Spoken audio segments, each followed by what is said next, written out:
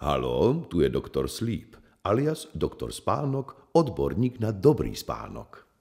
Dobrý deň, pán doktor. Mám problém s krčnou chrbticou. Krčná chrbtica vravíte. No, to my tu robíme celkom bežne a na počkanie. A nie len to. Pomôžeme vám vybrať madrac, ktorý prospeje celému vášmu telu. Naozaj? No jasné, už ste počuli o madracoch s lenivou penou? Počul, ale neviem presne, o čo sa jedná a či sú vhodné aj pre mňa. Lenivá pena sa tvaruje podľa hmotnosti a tepla. Skrátka, je jedno, kto na nej leží, či útle dievčatko alebo starý drevorúbač. Prispôsobí sa vždy danej situácii a zároveň drží chrbticu v osi. Môžete sa s ňou stretnúť tiež pod názvom pamäťová alebo termopena. Aha, už tomu asi rozumiem, len mi ešte poradte, ako je to s tuhosťou lenivej peny. To si môžem vybrať? A pokiaľ áno, tak akú? Áno, máte úplnú pravdu.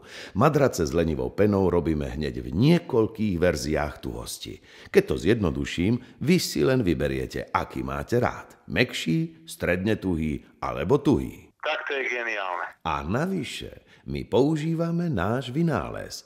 Partnerský madrac. Ale ten ja nechcem. Ten je ten veľký, z jedného kusa. Zle sa s ním manipuluje. Pozor, to vôbec nie. Neplie si partnerský madrac s madracom pre dvojlôžko. Partnerský madrac je obojstranný madrac. Každá strana má inú tuhosť. A pri zachovaní rovnakej výšky lôžka a výkonnosti madraca si každý z partnerov zvolí stranu, ktorá mu viac vyhovuje. Jednoducho, za jedny peniaze tak vlastne získavate dva madrace v jednom. A keď k tomu pripočítam tie vlastnosti lenivej peny... Ďakujem vám, pán doktor.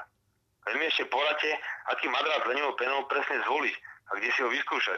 Pre uľahčenie výberu skúste môjho pomocníka na www.drsleep.sk alebo u mojich predajcov. Ich zoznam nájdete tiež na našich stránkach.